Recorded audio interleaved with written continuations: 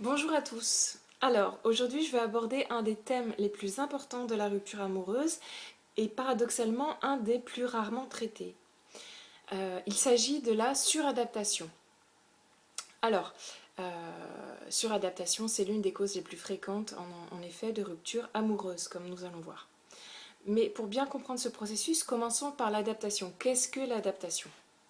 L'adaptation, c'est un processus instinctif que nous adoptons dès la toute petite enfance dans le but de plaire à nos parents, que nous considérons alors comme le centre de notre univers, et effectivement, à cette époque, ils le sont. Donc, nous allons peu à peu nous habituer à nous modeler à leur image, à rogner nos envies et même parfois nos besoins pour satisfaire nos parents ou pour correspondre à l'image que nous pensons qu'ils ont de nous ou aux attentes qu'ils ont de nous. C'est un processus très puissant et très long, puisqu'il va prendre racine vraiment dès la petite enfance. Il est très fréquent, par exemple, que le bébé, dans le ventre de sa mère, commence déjà à s'adapter à sa mère, par exemple en sentant son angoisse. Il peut se rendre invisible ou discret afin de la laisser dans un état confortable. Donc vous voyez que ça prend racine vraiment extrêmement loin. Et évidemment, cela se poursuit ensuite, donc c'est vraiment inhérent à la construction de notre personnalité. Plus tard, nous allons extrapoler ce processus de la famille d'origine jusqu'à la famille sociale, la société. Nous avons appris à nous adapter pour ne pas heurter les autres, à se comporter gentiment, poliment, etc. Y compris si cela est totalement contraire à nos ressentis et à nos besoins. C'est une sorte en fait de seconde nature de l'être humain. C'est vraiment universel. Alors évidemment l'adaptation a ses bons côtés. Elle permet essentiellement de pouvoir fonctionner en société, de s'adapter correctement à un groupe, d'être accepté par autrui, de se faire des amis. Mais lorsqu'elle est trop intense et que nous en venons à nous oublier, à renier notre personnalité propre pour se plier aux rôles sociaux ou aux images de nous qui ne sont pas nous, là on va parler de suradaptation et celle-ci est toxique. Prenons le cas particulier qui nous intéresse, qui est celui du couple. Se suradapter dans le couple, c'est répondre aux attentes de l'autre, de votre partenaire, et même devancer ses demandes et ses envies, afin d'obtenir son amour, son approbation, ou encore d'éviter un conflit ou une tension. Pour être tranquille, en quelque sorte, ou rester dans une sorte d'harmonie, nous renonçons à nos envies les plus personnelles, à nos façons de faire et à nos façons d'être, par exemple nos besoins de solitude ou à nos besoins de contact tactile, pour ne pas déplaire à l'autre. Alors voici quelques exemples de cas de suradaptation dans le couple. Se forcer à faire l'amour pour faire plaisir à l'autre alors que tout en vous dit non. Jouer au petit ami ou à la petite amie parfaite alors que le cœur n'y est pas. Renoncer à vos besoins de solitude par peur de blesser l'autre, par exemple annuler une soirée. Donc j'arrive, renoncer à une soirée prévue avec vos amis car votre partenaire vous a fait du chantage pour ne pas rester seul.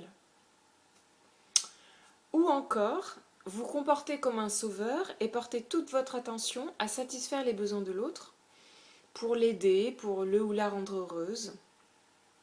Et donc on va voir tout à l'heure que derrière ce comportement se cache un gros souci d'estime et une peur du conflit et un problème d'affirmation de soi.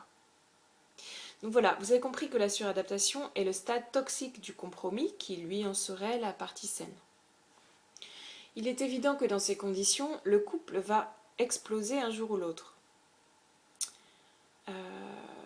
La suradaptation n'est pas viable à long terme. Votre corps, votre cœur va se rappeler à vous. Elle fonctionne comme une sorte de boomerang. Alors, pourquoi celui qui se suradapte, en fait, va s'aliéner, ne pas être soi, se perdre et voir ses besoins non nourris et son identité non reconnue.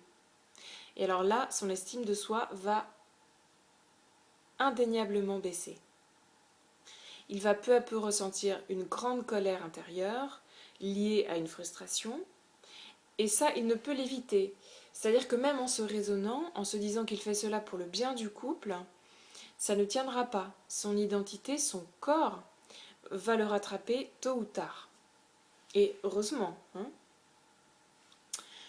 Alors, il peut aussi ressentir de la rancœur face à l'autre partenaire, car en fait, il va mesurer la taille de ses efforts, qui est immense puisqu'il se renie, à celle des efforts de son partenaire, qui par exemple, s'il est naturel, n'en fait pas autant. Et donc, on va en arriver aux reproches. J'ai fait ça, ça, ça, j'ai renoncé à ça, ça, ça, et toi, tu pourrais être reconnaissant. Ou bien, et toi, tu ne fais rien pour moi. Donc, celui qui est en face va dans un premier temps se sentir comblé, compris. Il va trouver la relation fluide, harmonieuse. Il se sentira à l'aise. Mais peu à peu, il va sentir au flair que le langage verbal de son partenaire ne colle pas avec son non-verbal. Il va sentir la colère, ou du moins la tension, la frustration du suradapté. Donc la plupart du temps, la suradaptation se finit en rupture et est un véritable gâchis, fondé sur des malentendus de part et d'autre. Le suradapté pense « Je pense que l'on ne peut pas m'aimer si je reste moi-même. Donc, je m'adapte à mon partenaire. » Et son corollaire, bien sûr, « Je ne me sens pas moi-même, forcément. Je ne suis pas nourri par cette relation, je suis frustré. » Le partenaire en face, on suppose que lui ne se suradapte pas. Je lui en veux de ne pas avoir été authentique. Je me sens trompée, trahie, ce qui est le cas. Il a fait des choses à contre-cœur alors que je croyais que lui aussi avait du plaisir. Il ne m'a pas fait confiance, cela me blesse. Je ne l'ai jamais forcé à être ce qu'il a tenté d'être. Ses reproches sont totalement injustes. Voilà, et il a en fait raison, bien sûr. Les deux ont raison finalement. Alors voyez un peu l'ampleur du problème. Alors à présent, quelques astuces pour arrêter le mécanisme de suradaptation. Donc la première chose, c'est apprendre à se connaître soi-même, apprendre à se connecter à ce que l'on sent vraiment dans son cœur et dans son corps. Pas dans sa tête, pas dans ce que veut sa tête. Si c'est non, on dit non. Donc, pour cela, par exemple, faites une liste des choses que vous ne supportez pas et que vous vous laissez endurer pour faire plaisir à l'autre. Alors, une fois que vous avez cette liste, soyez complètement sincère, une fois que vous avez cette liste, choisissez un élément par jour et affirmez-le au contraire de vos habitudes de suradapter. Un autre conseil, avoir le courage de se montrer tel que l'on est, avec ses goûts, ses envies, sa personnalité. L'accepter d'abord vous-même. Aimer cette personnalité. Sinon, l'autre ne l'acceptera pas. Vous pouvez également vous entraîner à dire non.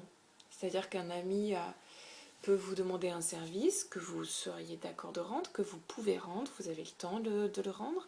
Ce n'est pas forcément un cas de suradaptation, mais exercez-vous à prononcer ce non. Voilà, à vous rendre à l'aise et confortable dans ce genre de situation.